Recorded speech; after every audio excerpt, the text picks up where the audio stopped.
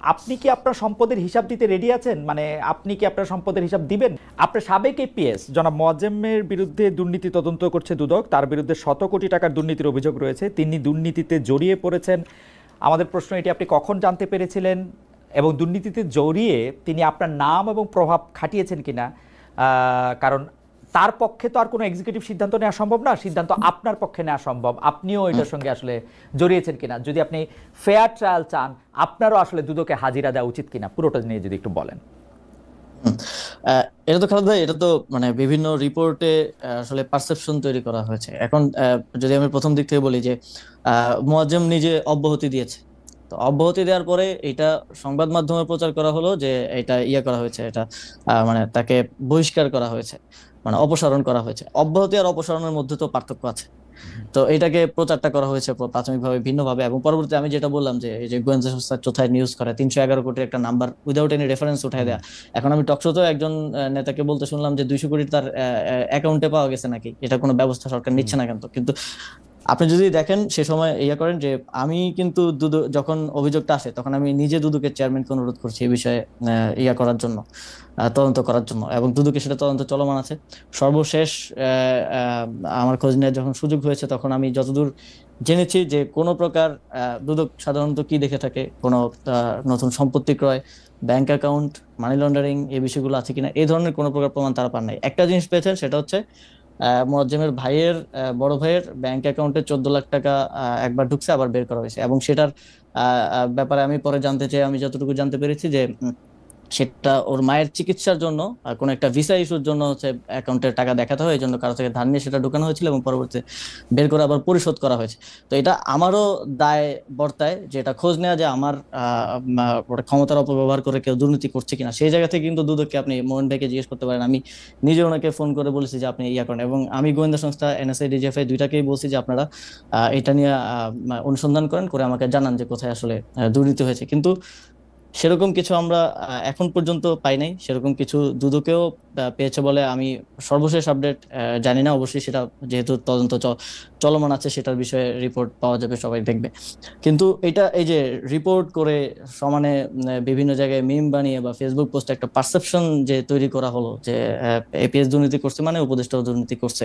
আজ পর্যন্ত দেখেন আমাদের এত সার্ভেলেন্স হয়, এত কিছু লিক হয়, এত মানে ভিডিও চলে যায়, এটা চলে যায়, ওটা চলে যায়, আজ পর্যন্ত আপনার কি মনে হয় না যেরকম কিছু করলে মানে দুর্নীতির প্রমাণ কিংবা দুর্নীতি করে থাকলে অর্থ তো মানি ম্যানেজমেন্ট, এটার কোনো প্রমাণ না, সামনে আমি আসার কথা। আমার অবশ্যই মনে হয়, ভালো প্রশ্ন করছেন আসিফ, আমার কাছে মনে হয়, কিন্তু আমি মনে করছি আপনি তো একটা দুর্দণ্ড প্রতাপশালী উপদেষ্টা, আপনি এগুলি চাপাও দিতে পারেন।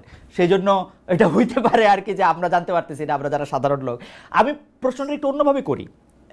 আমাদের প্রশ্নটা একটু এরকম, আমাদের দর্শকদের মতটা একটু বলে রাখি। দর্শকরা বলছেন যে আমি নাকি আপনাকে কুসুম কুসুম প্রশ্ন করছি এলাকার, কারণ শিখারানি নিয়ে তো আপনি এড়িয়ে গেলেন। উনার বাবা মপ করে তাকে লাঞ্ছিত করেছেন, এটার এখতিয়ার তাকে কে দিয়েছেন? এটা জনাব এস এস সামির এই প্রশ্ন করেছেন।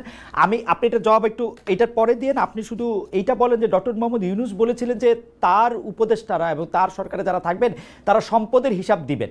আপনি কি আপনার সম্পদের হিসাব দিতে রেডি আছেন? মানে আপনি কি আপনার সম্পদের হিসাব দিবেন? মানে এই উপদেষ্টা হওয়ার পরে কি আপনার সম্পদ অনেক বেড়েছে? মানে দুইটাই যদি একটু বলেন। সম্পদের হিসাবের ক্ষেত্রে সম্পদের হিসাব প্রথম মাসে আমাদের থেকে চাওয়া হয়েছিল, কিন্তু আমার কোনো আমি যেহেতু আয়কর এর আগে আমি আয় করতাম না, তো আয়কর রিটার্ন তো আপনি জানেন যে 3 নাম্বার খোলার পরে 1 বছর পর আয়কর রিটার্ন জমা দিতে হয়।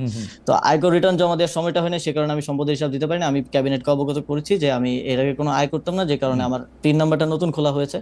তো সম্পদের হিসাবটা আমি যখন যেহেতু 1 বছর অলমোস্ট হয়ে গেছে এবং এখন আমার অবশ্যই সরকারি বেতন ভাতা আছে, আয় আছে, তো এটা আমি যথারীতি দিব। এবং আয়কর রিটার্ন জমা দেওয়ার পরে এটা আমি সরকারের কাছেও দিব, এবং পাবলিক ডোমেইনেও আমার সম্পদের আয় ব্যয়ের হিসাবটা আমি দেব। ওকে। আর মপ করে শিখারানির ব্যাপারটা কি আপনি এটার কোনো জবাব দিতে চান? জনাব এস এস সামির একটা কথা বলতে। হ্যাঁ, অবশ্যই অবশ্যই। এখানে মানে মপ করে যেটা বলা হচ্ছে একটা ভিডিওতে দেখানো হচ্ছে, কিন্তু সেখানে মানে ফ্রেমিংটা খুব ইন্টারেস্টিংলি করা হয়েছে। শিখারানী যখন তিনি প্রধান মানে ভারপ্রাপ্ত প্রধান শিক্ষক ছিলেন, যখন বাবাকে এই যে স্বাক্ষর জালিয়াতি করে অব্যাহতি দেওয়া হলো 3 কি 4 বছর 5 বছর বোধ হয়, তো সেই সময়টাতে তিনি শিক্ষার্থীদেরকে মানে কেউ হিজাব পরে আসলে তাকে মারধর করা, আমাদের ওই স্কুলে আমি 2 বছর পড়াশোনা করেছি, ক্লাস 6-7। তো স্কুলের পাশে হচ্ছে একটা মসজিদ আছে, ওই মসজিদ এবং স্কুলের সংযোগের জন্য একটা পকেট গেট আছে, ওই পকেট গেটটা উনি বন্ধ করে দিয়েছিলেন যাতে স্টুডেন্টরা নামাজ না পড়তে পারে, স্টুডেন্টদেরকে মারধর করা। আপনার মনে আছে খালেদ ভাই, 5 আগস্টের পরে ইভেন হলিক্রস কলেজের মতো ইয়াতেও যেসব টিচারদেরকে স্টুডেন্টরা পছন্দ করতো না, তাদের বিরুদ্ধে এক ধরনের মব তৈরি করা হয়েছিল। এবং মানে দেশের অনেক ভালো ভালো স্কুল কলেজে এই ঘটনাগুলো ঘটেছে, এবং এটারই ধারাবাহিকতা হিসেবে 5 আগস্টের পরে শিখারানী রায়ের বিরুদ্ধে যেহেতু স্টুডেন্টদের একটা ইয়া ছিল, কিন্তু ক্ষোভ ছিল, কিন্তু তারা সেটার আপনি বই কি প্রকাশ করতে গিয়ে। জনাব আসিফ মোহাম্মদ সজীব ভাই, আপনি কি সত্যি এটা বলতেছেন যে বাংলাদেশের কোনো একটা হিন্দু স্কুল শিক্ষক, আমরাও তো আসলে হিন্দি স্কুল শিক্ষক শিক্ষিকার কাছে আমরা পড়েছি, কিন্তু তারা কখনো নামাজ পড়তে বাধা দিয়েছেন, হিজাব পরেছেন বলে কাউকে মারধর করেছেন, এরকম আমি কখনো দেখি নাই, এক্সপেরিয়েন্স খালেদ ভাই, করি না। খালেদ ভাই, আপনি আপনি আপনার বাড়ি তো মুরাদনগর, আপনি আপনার জি, বাড়ি থেকে যে কাউকে হচ্ছে আমাদের ওই স্কুলের আশেপাশের বা যে সিরিয়াসলি। কোনো র্যান্ডম যে কোনো বাসায় গিয়ে কথা বলতে বলেন, তারা এটা বলবে, তারা এটা একদম। এবং আমরা ওই যে রিপোর্টের ইয়াতে আপনি যদি যে কোনো স্কুলের স্টুডেন্টকে জিজ্ঞেস করেন, ইভেন ওই বাচ্চাটাকে মারা হয়েছে হিজাব পরার কারণে পিটিতে, স্কুলে যে প্রারম্ভিক যে ইয়া হয়, এবং তার দাদি আসছে বিচার চাওয়ার জন্য, তার দাদিকে লাথি মেরে ফেলে দেওয়া হয়েছিল সে সময়টায়। এবং তিনি সে সময় দোর্দণ্ড প্রভাবশালী ছিলেন, এবং দুইজন স্টুডেন্টকে তার কথা না শোনার কারণে তিনি পুলিশ দিয়ে অ্যারেস্ট করেছিলেন, মানে 2জন আন্ডার এজ, মানে স্কুলের স্টুডেন্ট আর কি, 14-15 বছরের 2টা বাচ্চাকে। এইগুলো আপনি সেখানে ওই আশেপাশের অভিভাবক যারা আছে, যে কাউকে জিজ্ঞেস করলে এই বিষয়গুলো আপনারা জানতে পারবেন। বেশি দিন আগের তো ঘটনা না, 2014 সাল থেকে 19 সালের ঘটনা। তো এখন যে মবটা করা হলো, সেটাতে কি আপনার ভূমিকা ছিল কোনো? আপনি বলেছিলেন যে তোমরা যাও গে না, পিটায় 5 আসো। আগস্টের না 5 আগস্টের পরে যেভাবে আসলে বিভিন্ন স্কুলে সারা দেশে মব হয়েছে, আমরা সরকার থেকে সেটা নিউট্রালাইজ করার জন্য চেষ্টা করেছি।